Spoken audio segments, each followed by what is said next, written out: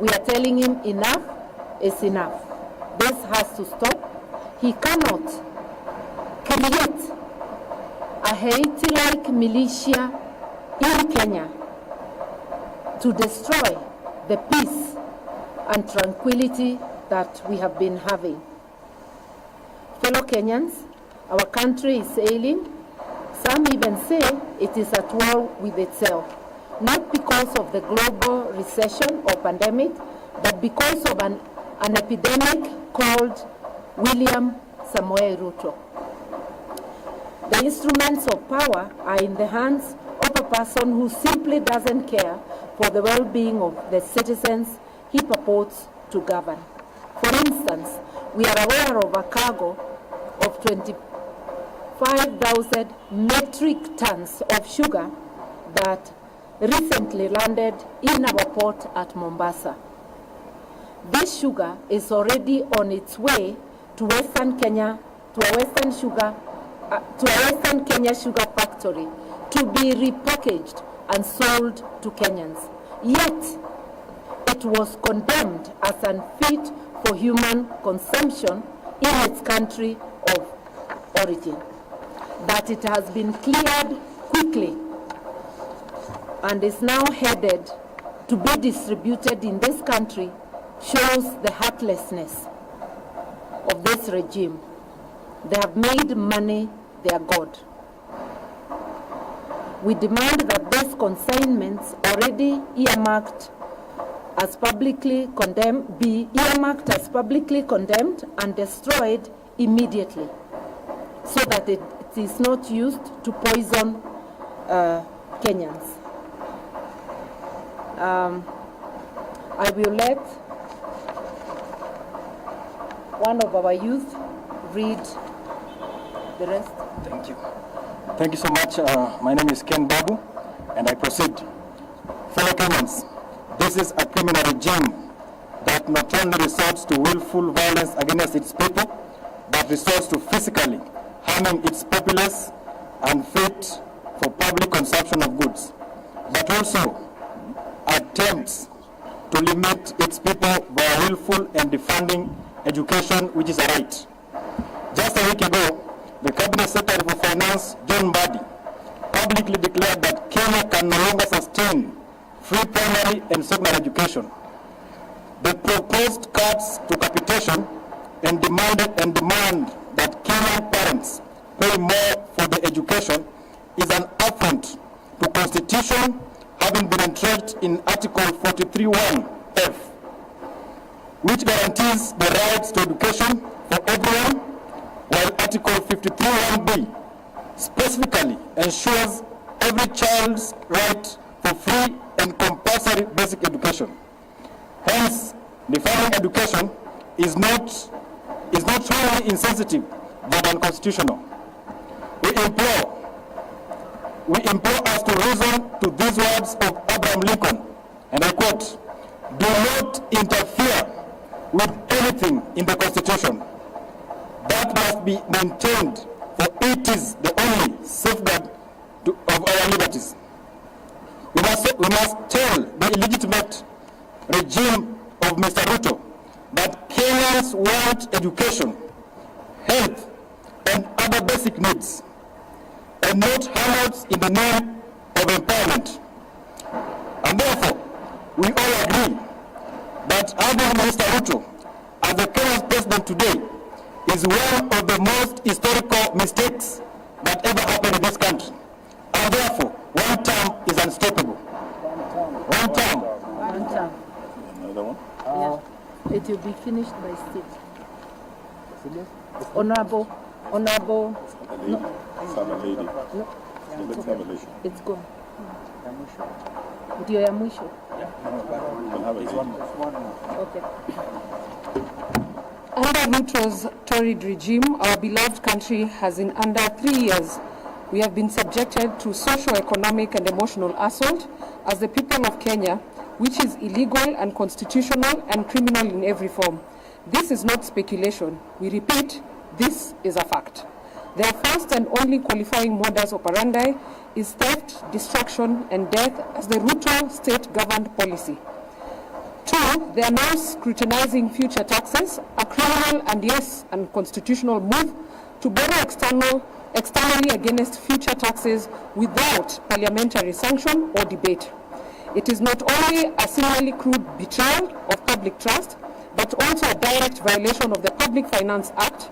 The behind closed doors is a reckless scheme to sell off Kenya's future. To conceal their criminal operations, they have created marquee financial vehicles called special purpose vehicles. These are run by faceless technocrats and unaccountable corporations. The primary objectives of this vehicle is to divert public resources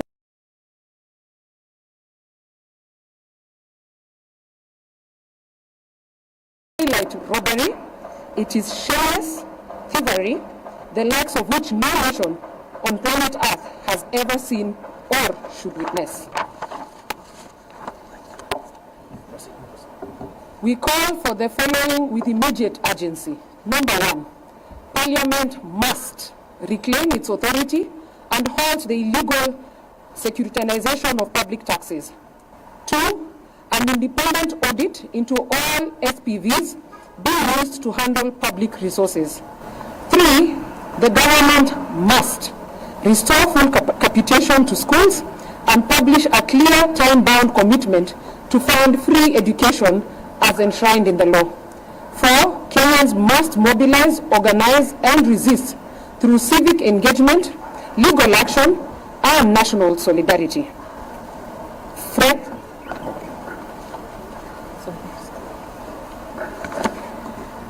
Yeah, it was resolved that one of us should do the conclusion, but of course we'll be taking the necessary questions.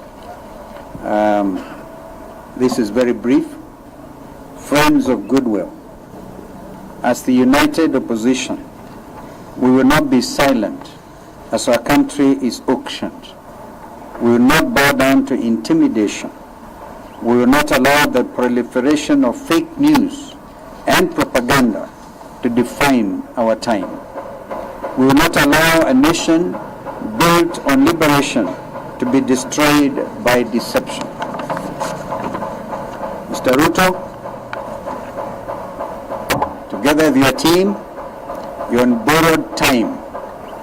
Hashtag one term is not just a reality, it is an eventuality.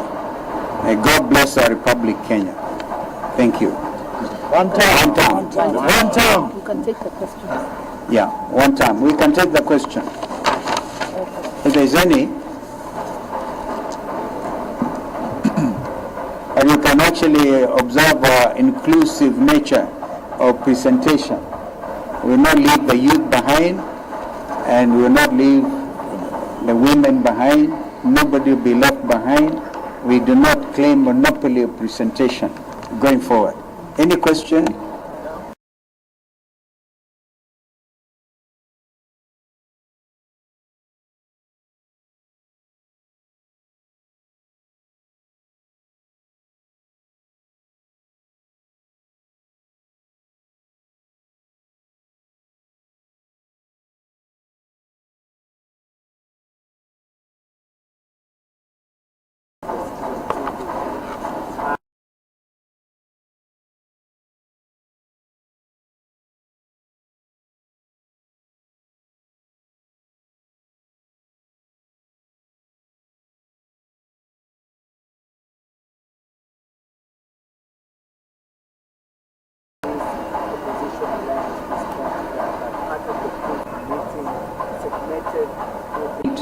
And any segment of the Kenyan community without being branded divisive.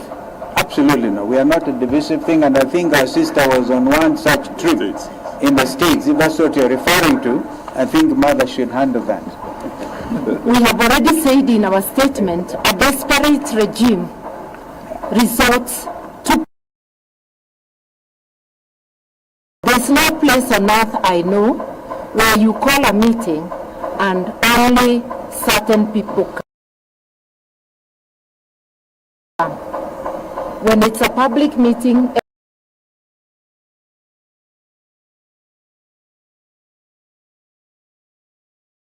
grounds, everybody was there. So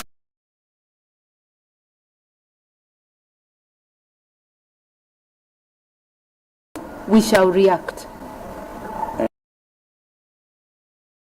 Thank you. So if the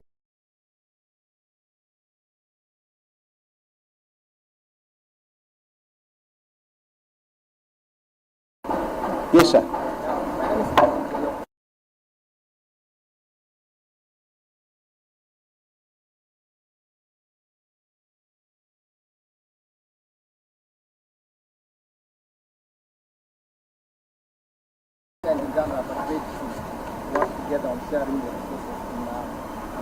Some of us are very clear. We have stood, I can tell you very authoritatively, when I chaired the first ministerial, build on the mistake we made in 1977 when we killed East African community. Now we are fully back on East African community situation.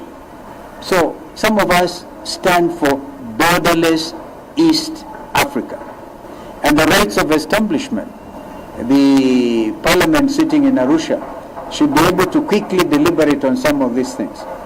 So if you look at it that way, does it matter which side of the lake is Megigo Island?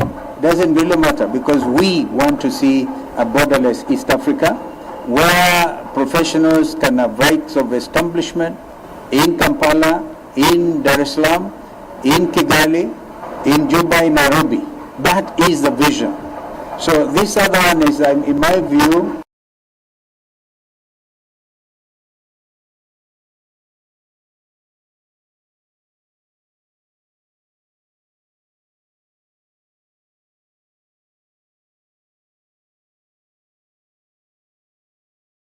permit me to say, a bit narrow-minded.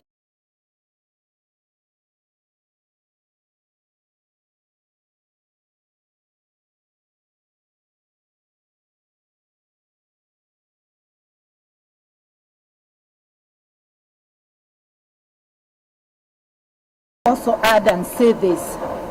It is very well for Uganda and Kenya to agree on Migingo. Any agreement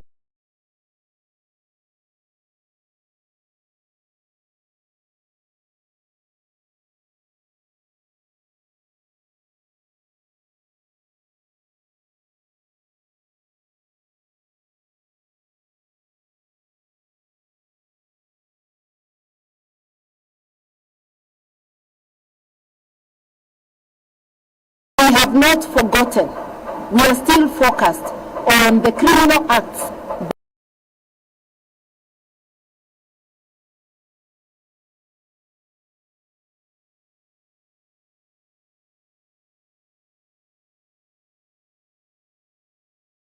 government, and a suit will be filed also extending to Ugandan government for the criminality. We have not forgotten the cross-border abduction of Mwambi. It looks like the three original states of East Africa are collaborating on oppressing their citizens. We want to hear their voices telling us whether they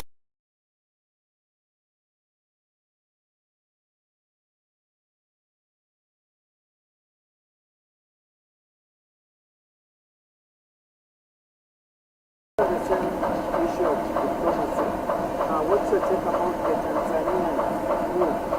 They are proposing to ban all foreigners, including Kenya, from trade.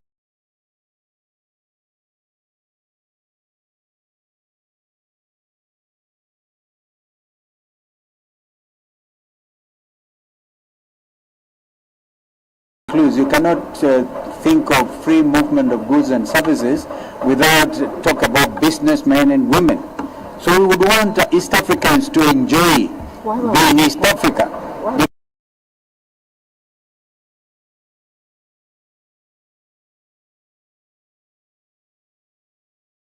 Now in Uganda, in Kigali, or in Bujumbura, then you have to be restricted. No. the longer-term vision of integration incorporates a situation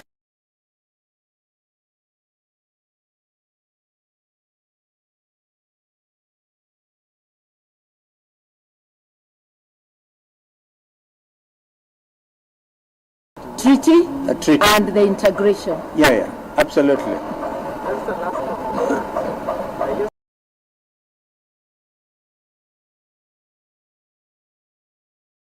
Yesterday we had the Corporate Secretary General saying the Tanzania demand by Tanzania was a reaction to what happened back in May.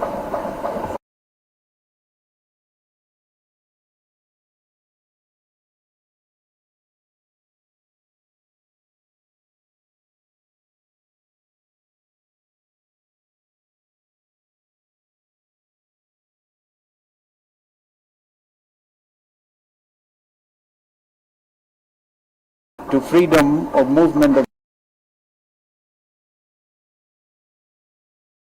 a Kenyan advocate or senior counsel like Mother going to represent a client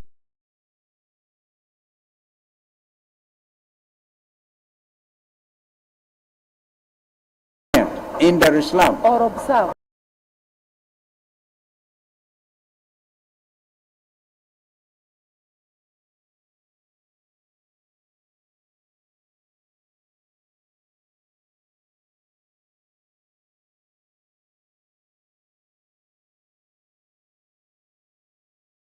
Observe in any event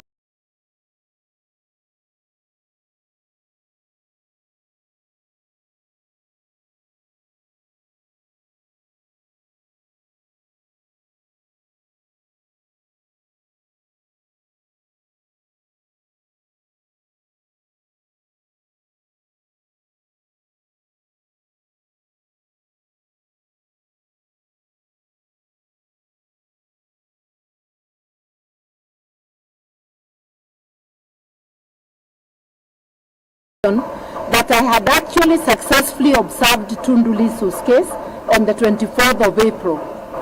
But I issued a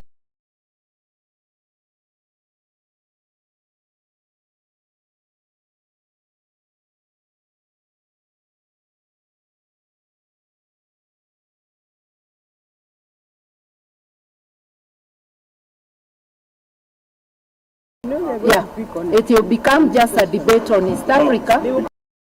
The other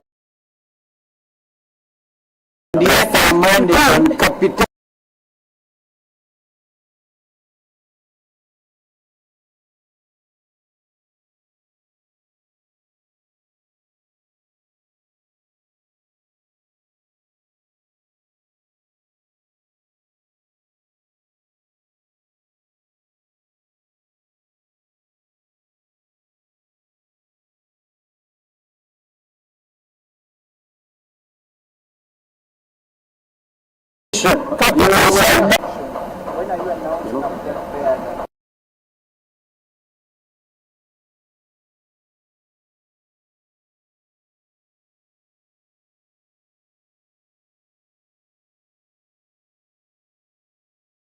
and how we unveil our joint presidential candidate or lineup is our prerogative. We will do so as and when we decide to. Sometimes next year, that will be our secret weapon. But we want to also ask IEBC, now that they're properly constituted. There are many constituencies, 6 of them. There are many wards.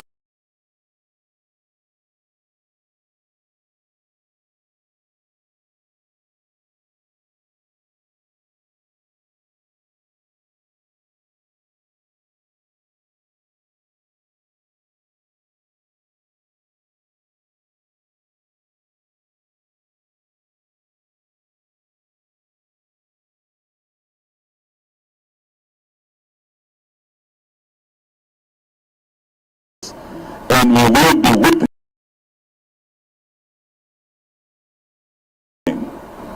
this administration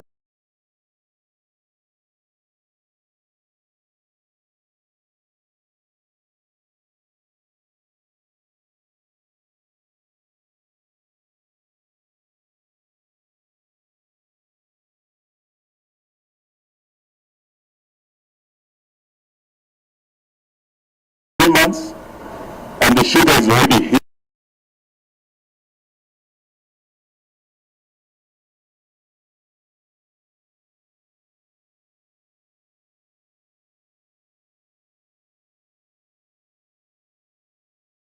This rice and provide market. But we also know that this regime has imported tons and tons of rice as we speak. So these are some of the matters we are saying.